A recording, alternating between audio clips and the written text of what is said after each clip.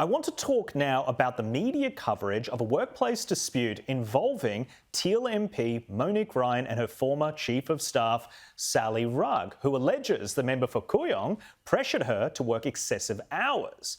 Now, Ryan and Rugg have been media favourites with their new brand of supposedly independent politics, but it has all unravelled, and in the process, we've learnt a lot about their toxic relationship. Extraordinarily, even though Rugg has dragged her old boss through the mud in a very public way, she was actually making the case she could return to the position of Chief of Staff. But Dr Ryan's lawyers weren't laughing at the thought of her Chief of Staff's possible return. There has been a fundamental and irreparable breakdown. Your Honour would be putting the applicant back in the workplace she says is hostile. Justice Mortimer conceding, "I can't unscramble the egg." It was no surprise to anyone that the federal court dismissed Rugg's application. And take a look at the media coverage. The Sydney Morning Herald quoted large chunks of the judge's statement, and it was scathing of Rugg. Even on the most favourable view of Miss Rugg's submissions about how responsibly they might each try to behave, I do not consider the situation is likely to be tolerable, let alone productive and workable for either of them. The applicant's submission, to the contrary, had a significant degree of unreality about them. The judge even went on to say it is all about Miss Rugg and raised doubts about her intention to ever assist Ryan. Rugg has given a lot of evidence about her own ambitions, her own desires to be in Canberra.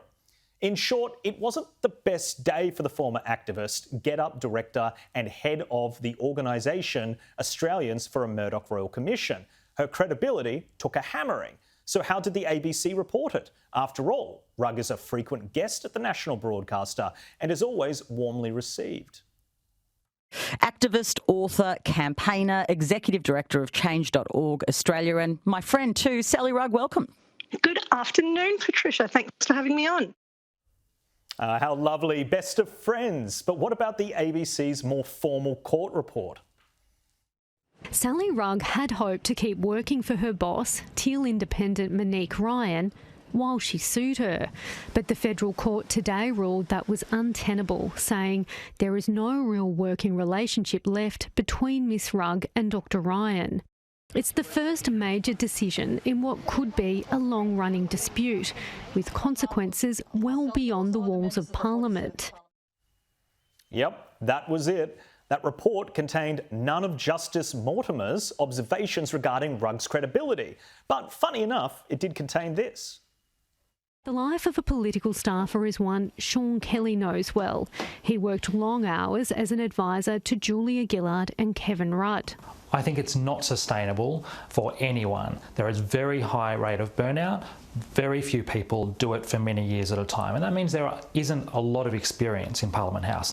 We've had a problem in Australia for quite a while, actually, of long working hours. Nice little segue there, as were these. This week, Sally Rugg lost a bid to keep working for Monique Ryan, with the federal court ruling it was not tolerable, workable or even realistic. But how many extra hours is considered reasonable? Today, an expert in employment law on why Australians are working too much and what the case could mean for employees across the nation. If you just joined me, I'm asking you, do you go above and beyond in your job and why? I'd love to hear from you. The text line's open now. I'm unpacking why we do this and what is reasonable in light of the Ryan Rugg case that we've learnt today will be going to trial.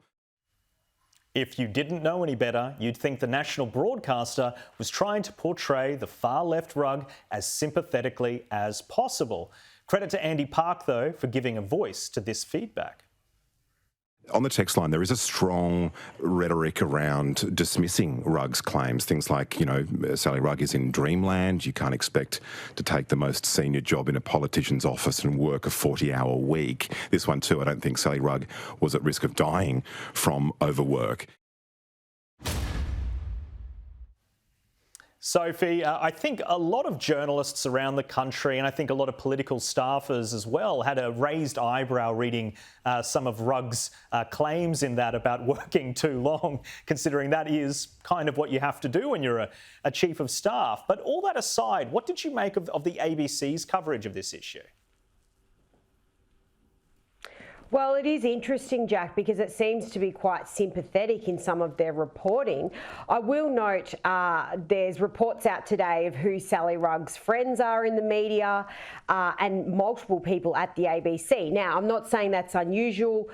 People have relationships and friendships everywhere, but it's very interesting that the activist class in the media, who would typically go to town on something like this if it would be a coalition MP, have been incredibly silent and haven't said a word about this case. It's been a very interesting case, whatever you do make of it. And the final thing I will say, I think the ambitions of both Ryan and Rugg seem to get in the way of each other. We've heard Ryan say that she wanted to be Prime Minister and Rugg say that she wanted to be an MP. So this was just destined for failure from the beginning.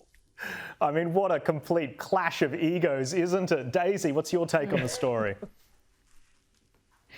Well, look, you know who I think probably had it right in the media this week was actually an article in the Australian Financial Review called Monique Ryan, Sally Rugg and the Star Employee Syndrome. And they basically argued that you could make the argument that Sally Rugg actually is overqualified for that job. She does actually, I think, have more experience in politics and in activism than Monique Ryan. So, you know what I think? Perhaps Sally Rugg was just the wrong fit for the job. Perhaps Monique Ryan should have chosen someone who is of a sort of a lower status, you know, similar level of skill, but not quite so tied up in the idea of having a public profile.